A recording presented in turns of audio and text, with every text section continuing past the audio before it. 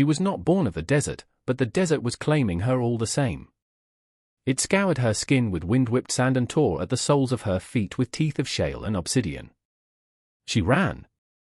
She ran until the muscles in her legs screamed, turning from fire to ice to a terrible, hollow numbness. She ran until her lungs were twin furnaces burning what little air the night offered, each breath a searing pain that promised no relief. The stars above were cold, distant witnesses, a spray of diamonds on black velvet that offered no guidance, no comfort, only the vast, uncaring emptiness of the territory. Behind her, there were sounds.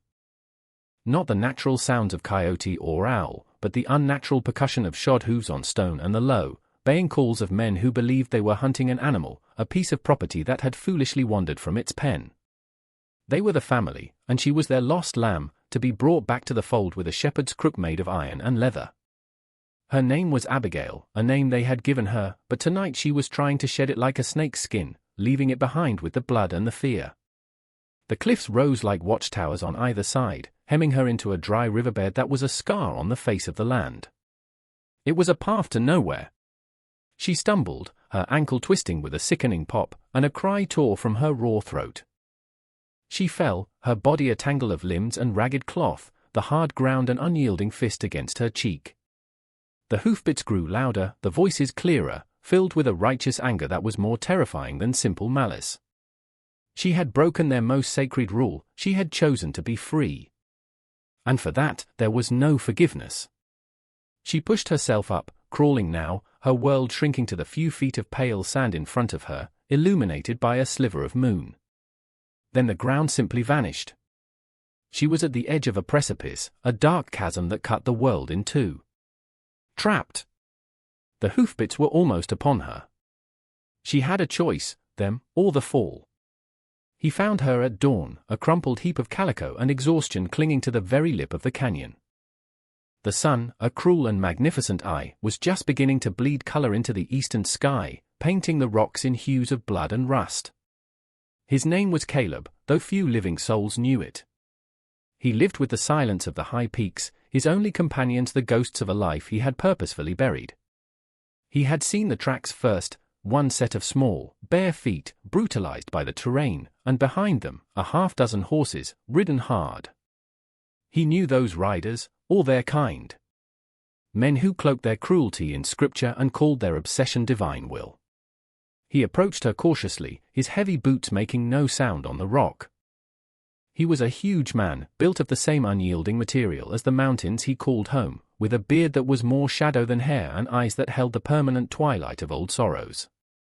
He saw the rise and fall of her chest, faint but steady. She was alive. A part of him, the part that had kept him alive for so long, screamed to turn back. She was trouble. She was a stone dropped into the still, dark pool of his solitude. But another part of him, a part he thought long dead, stirred. It was the memory of a promise, a broken promise, made to another woman, another lifetime ago. He knelt, his knees cracking in protest. He saw the raw wounds on her feet, the deep scratches on her arms and face, the look of utter desperation etched there even in unconsciousness. The world had tried to break her. With a sigh that seemed to draw up all the dust and regret of the past decade, he gathered her into his arms. She weighed almost nothing. As he stood, turning his back on the rising sun and the valley where the hunters would still be searching, he felt a flicker of something dangerous. It was purpose. He started the long walk back to his cabin, a fortress of solitude that was about to become a sanctuary. The cabin was a single room, smelling of pine smoke, dried herbs, and loneliness. A fire crackled in the stone hearth, the only source of warmth and light against the encroaching dusk. He had laid her on his own cot, a simple frame of wood and rope. She had not stirred. He knew he had to tend to her wounds, or the desert's fever would claim what the men had not. Her dress, a faded and torn garment of cheap cotton, was caked with dirt and dried blood. It clung to her injuries, a second skin of misery. With a surgeon's care and a heavy reluctance, he took his hunting knife and began to cut the fabric away. The air grew thick with a profound tension. This was an intimacy born of sheer necessity, a violation meant to heal. As he peeled back the last layer of cloth from her shoulder, he froze. The firelight flickered across the mark on her skin. It was a brand, a stylized sunburst with a cruel, unblinking eye at its center. The mark of the family of the New Dawn. He had seen it once before, years ago, on a body they had left hanging from a cartonwood as a message. Beneath the brand were older scars, a latticework of healed lines that told a story of systematic cruelty. He saw the map of her suffering laid bare. And in that moment, the stoic mountain man, the recluse who had not shed a tear since he buried his wife and child, felt something inside him shatter. A wave of grief, not just for this broken girl, but for the wife he couldn't save, for the innocence the world so eagerly devoured, washed over him. He gently pulled the blanket over her exposed shoulder, his hands trembling. He stood, turned away from her, and walked to the far corner of the cabin, into the deepest shadows. He leaned his forehead against the rough-hewn logs, and his huge body shook with silent, racking sobs. The pain he saw on her was a mirror to the agony he had carried inside for years. It hurts, inside too. The great, silent giant of the mountain broke down and wept for them both. She woke to the smell of stew and the sight of unfamiliar log walls. Fear, cold and sharp, seized her instantly. She sat up, the rough wool blanket scratching against her skin, and saw him. He was sitting by the fire, a silhouette against the flames, large and imposing. Panic constricted her chest. She had escaped one cage only to be caught in another. He must have sensed her terror because he did not turn. His voice, when it came, was a low rumble, like rocks shifting deep underground. "You're safe here." The words meant nothing. She had been told she was safe before, usually right before the pain started. She pulled the blanket tighter, her eyes darting around the small room, searching for an exit, a weapon, any chance of escape. There was only one door, and he was between her and it. He placed a bowl of stew and a cup of water on a small crate near the cot, then retreated back to his side of the room, giving her a wide berth. He understood. He did not press her. He simply waited, his patience as vast and unmoving as the mountains outside. For 2 days, they existed in this state of silent truce. He would leave food and fresh water, and she would eat only when he was outside, tending to his chores. She watched him through the cabin's single, grimy window. She saw him chop wood with an economy of motion that spoke of immense strength. She saw him stand for long periods, staring out at the canyons, a statue of profound sadness. Slowly, a seed of doubt was planted in the barren soil of her fear. He was not like them. His silence was not menacing, it was heavy. His presence was not oppressive, it was solitary. On the 3rd day, she spoke, her voice a reedy whisper, raw from disuse. "Who are you?"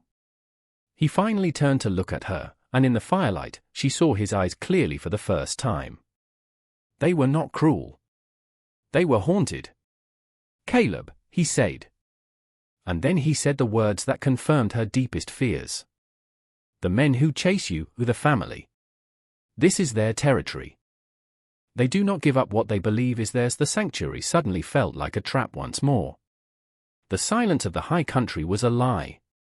Caleb knew it was never truly silent, you just had to learn to listen to its language.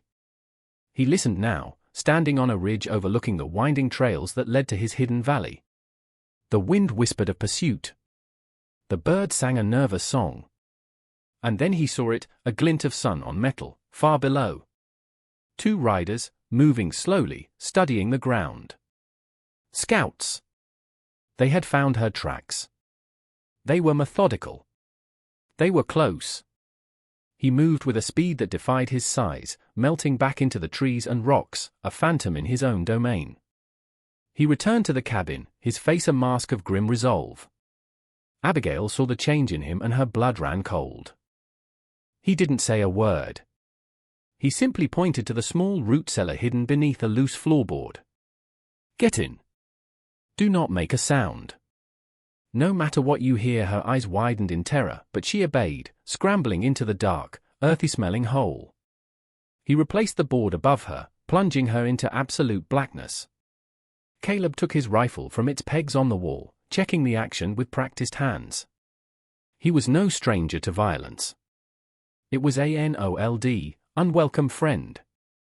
He moved to the window, a sliver of an opening that gave him a perfect view of the clearing in front of his cabin. The riders emerged from the trees, arrogant in their search. They were young, their faces filled with the zealous certainty of true believers.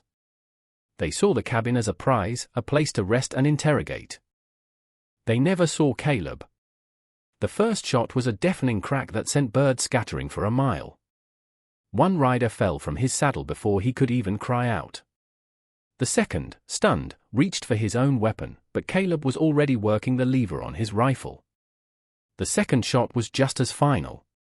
The silence that followed was heavier, more profound than before. It was a silence filled with death. Caleb watched the bodies for a long time before he finally opened the cellar. Abigail looked up at him, her face pale. He reached a hand down to help her out. "That was just the beginning," he said, his voice flat and devoid of triumph. "They will know we are here now. And they will be back. With more." His name was Preacher Jonah, and he saw himself as a vessel of a divine and terrible will. He stood on a crude pulpit overlooking his flock, a congregation of lost souls and hard men he had forged into a weapon called the family. The desert sun beat down on his bald head, making the sweat on his brow glisten like holy oil. He did not feel the heat. He felt only a cold, righteous fire in his belly. The news had reached him. His scouts were dead. The girl, his Abigail, was with the man who killed them. A murmur went through the crowd as he relayed the information, but he silenced it with a raised hand. His voice was not loud, but it carried an unnatural authority, a hypnotic cadence that bent the wills of others. "The blasphemer in the mountains has stolen a holy vessel from this family," he declared, his eyes scanning the faces of his followers. "He has laid his filthy hands upon a child of the covenant, the lamb of our flock. This is not a slight. This is a declaration of war against our faith, against our very souls." He paused, letting the weight of his words settle. He saw their fear and uncertainty, and he despised it. He had to turn it into something useful. Into rage. "She is not lost to us," he roared, his voice suddenly thundering across the compound. "She is a test. A trial sent to prove the strength of our devotion. The mountain man is not a man. He is a demon, a serpent sent to tempt our sacred daughter from the righteous path." "And what do we do with serpents?" The crowd, now catching his fanatical energy, roared back. "We crush them." He smiled, a thin, cruel expression. "We will go to his mountain. We will tear down his den of sin stone by stone.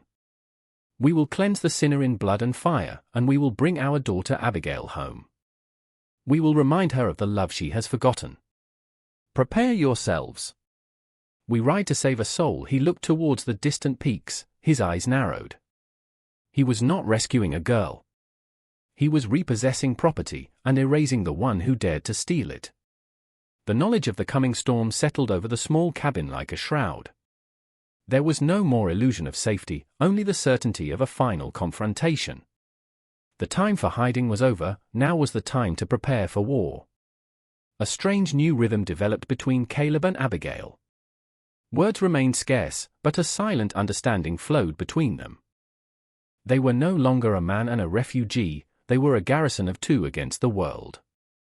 He showed her how to load the rifle, her small hands clumsy at first, but her eyes focused and determined.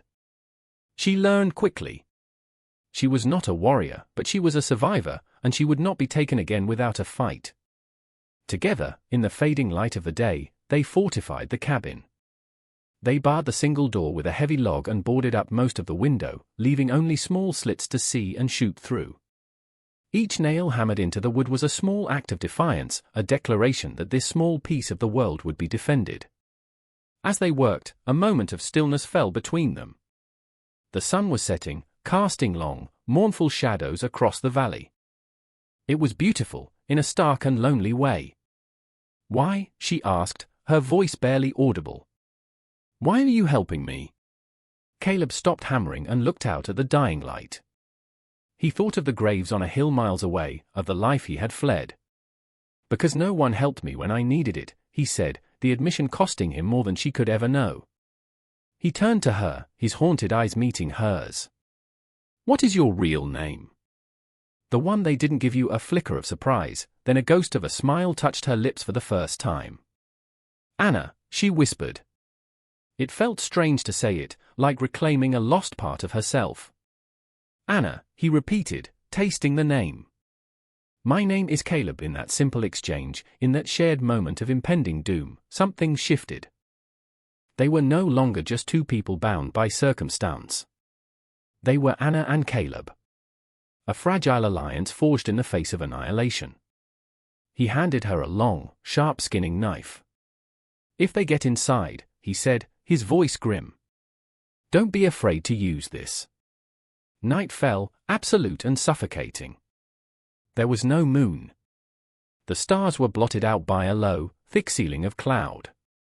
The world outside the cabin was an ocean of black ink, and from that blackness, they came. It started not with a shout, but with a flicker of light. A single torch, then another, then a dozen more, appearing in the trees surrounding the clearing like the malevolent eyes of a great beast. They were an army of fireflies bent on destruction. Then came the sound, a low, guttural chanting that was half prayer and half war cry. It slithered through the cracks in the cabin walls, a venomous sound meant to unnerve and terrify. Caleb stood at one of the slits, his rifle a solid weight in his hands. His breathing was even, his heart a slow, steady drum. This was familiar territory. He was back in a world he had tried to leave behind. "Stay down," he grunted to Anna, who was huddled near the hearth, clutching the knife he had given her. The first wave of fanatics broke from the tree line, charging the cabin with reckless abandon, their faces illuminated by the flickering torchlight, twisted into masks of ecstatic fury. The first shot from Caleb's rifle echoed like a thunderclap, and one of the figures fell. He worked the lever, fired again. Another went down. They were relentless. Bullets began to tear through the cabin walls, splintering the wood, whining through the air. The small sanctuary was becoming a death trap. Caleb fought with a cold, brutal efficiency, a force of nature meeting a tide of madness. But there were too many. He felt a searing pain in his shoulder as a bullet grazed him, but he ignored it. The chanting grew louder, more feverish. A heavy log, used as a battering ram, slammed against the door.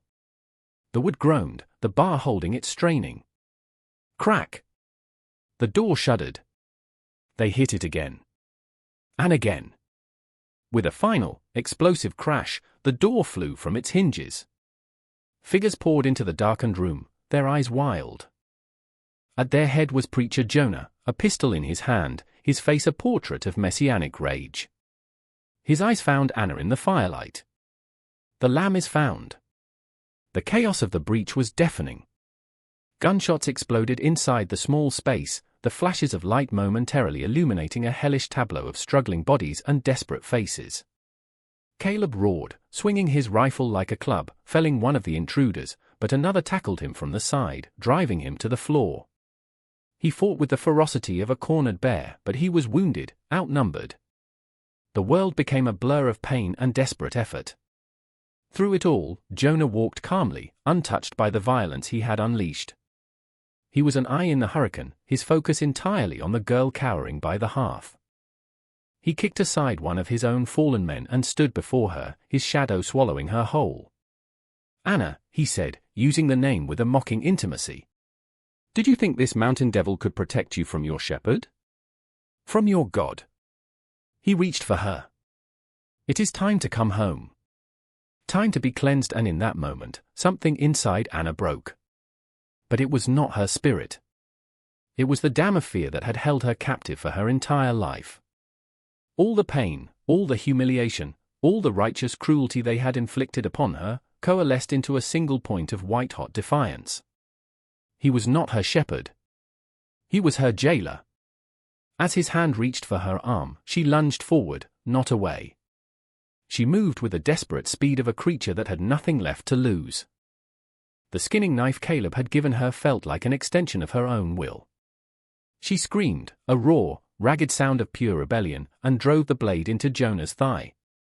It was not a fatal blow, but the shock and the searing pain were absolute. Jonah howled, stumbling backward, his face a mask of stunned disbelief. The prophet, wounded by his own lamb. That single act of defiance, a final stand, was the only opening Caleb needed. He threw the man off him with a final, desperate surge of strength, grabbed the pistol from a fallen fanatic, and fired. The shot was the last sound in the cabin. The fighting stopped. In the sudden, ringing silence, there was only the sound of the fire crackling and Anna's ragged, gasping breaths. The threat was over. Weeks passed. The harsh winds of the high country worked to scrub the valley clean of the violence it had witnessed. The sun rose and set, a steady, indifferent rhythm that promised that life, in some form, would continue.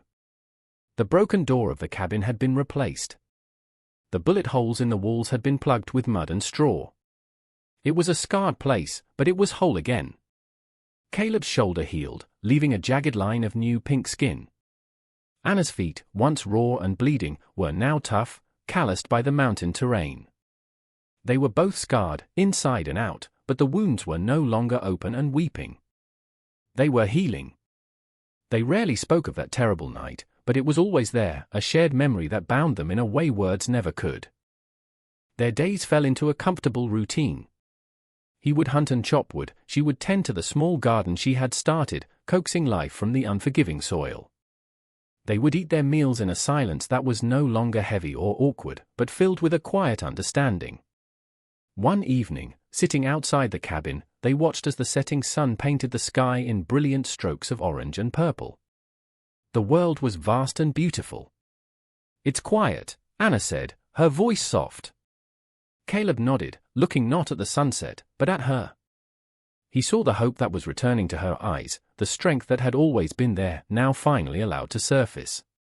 He had thought his life was over, a long, slow wait for the end in this lonely cabin. But this girl, this survivor, had given him a reason to rebuild.